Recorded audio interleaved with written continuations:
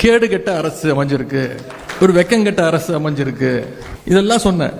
இதற்கெல்லாம் எந்த ரியாக்ஷனும் இல்லை.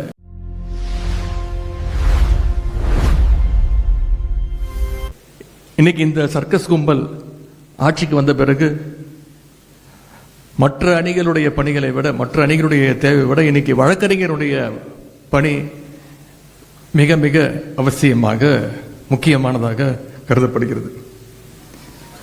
கடந்த 100 நாட்கள்ல யாரு ரொம்ப பிஸியா இருக்காங்கன்னு பாத்தீங்கன்னா வழக்கறிஞர்கள். நீங்க தான் ரொம்ப ரொம்ப பிஸியா இருக்கீங்க.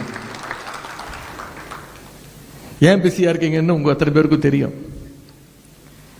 நின்னா கைது, நடந்தா கைது, பேசுனா கைது, சோசியல் மீடியால ஒரு போஸ்ட் போட்டா கைது அப்படின்னு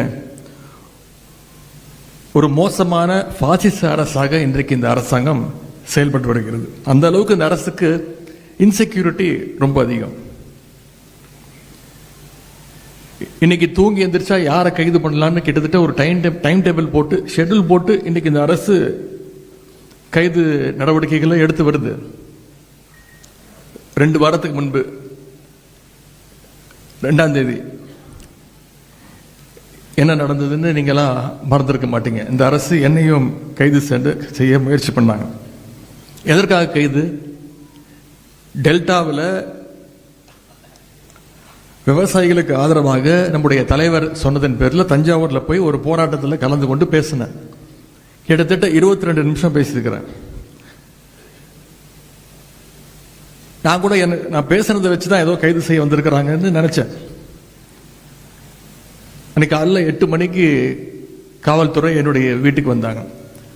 அப்புறம் நான் பேப்பர் படிச்சுட்டு இருந்தேன், தொலைக்காட்சி பார்த்துட்டு இருந்தேன். என்னுடைய உதவியாளர் வந்து சொன்னார், இந்த மாதிரி தஞ்சாவூர்ல இருந்து வந்திருக்கிறாங்க போலீஸ். நான் போய் முடிப்பட்டேன், சரி கைது பண்ண வந்திருக்கிறாங்க. நான் உடனே யோசிச்சு பார்த்தேன், நேற்று என்னெல்லாம் பேசினேன். டம்மி முதலமைச்சர்னு சொன்னேன்.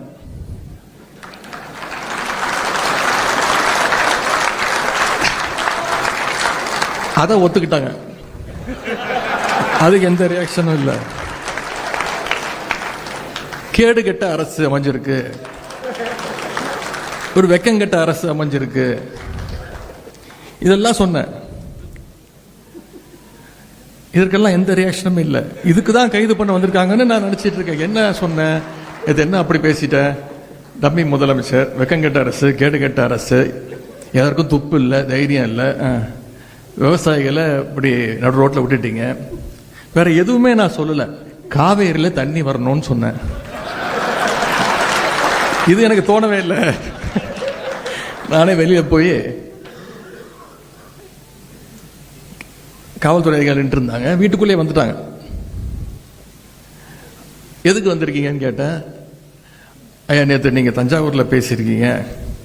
ஆமா பேசுனேன். அதுக்கு என்னன்னா அது விஷயமா கைது பண்ண வந்திருக்கோம். காலைல 8:15 இருக்கும். சொன்ன வெயிட் பண்ணுங்க, இப்பதான் எந்திரிச்சிருக்கிறேன். என்னுடைய வழக்கறிஞர்களுக்கு சொல்லு அனுப்பணும், தலைவர்கிட்ட சொல்லணும். வழக்கறிஞர்கள் வந்தோடனே நான் வந்து உங்களை சந்திக்கிறேன், வெளில வெயிட் பண்ணுங்க அப்படின்னாங்க. ஐயா புரிஞ்சுக்கோங்க புரிஞ்சுக்கோங்க அப்படின்னாங்க. கொஞ்சம் நேரம் வெயிட் பண்ணுங்க அப்படின்னு சொல்லிட்டு நான் உள்ள போயிட்டேன். அதன் பிறகு நான் முதல்ல ஃபோன் பண்ணது நம்முடைய வழக்கறிஞர்கள் அன்னைக்கு தான் ஃபோன் பண்ணேன். வழக்கறிஞர்களுடைய கழக நிர்வாகிகள் வழக்கறிஞர்கள் வந்தாதான் நான் கைதாவேன் அப்படின்னு சொல்லிட்டேன்.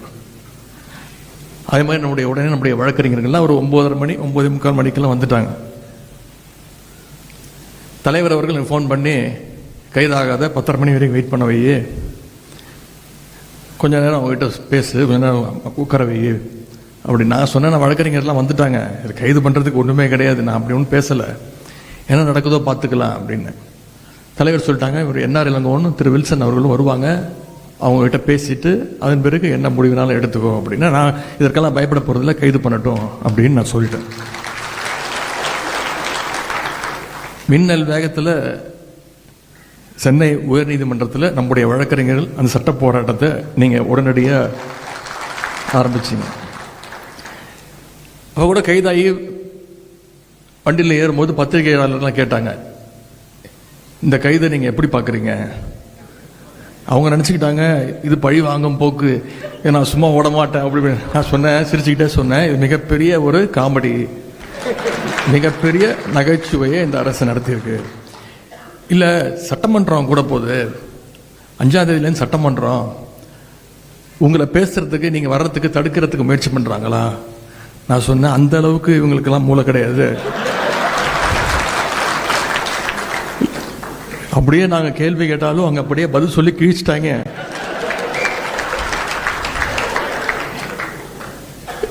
யாரு அமைச்சர்னு யாருக்குமே தெரியாதுங்க. யாரு சட்டமன்ற உறுப்பினர் இப்போ வரைக்கும் யாருக்குமே தெரியாது. ஏன்னா வேற ஒரு துறைக்கு நம்ம பதில் கேட்டோம்னா வேற ஒரு துறை அமைச்சர் பதில் சொல்றாரு. ஒரு படத்துல வரும்ல,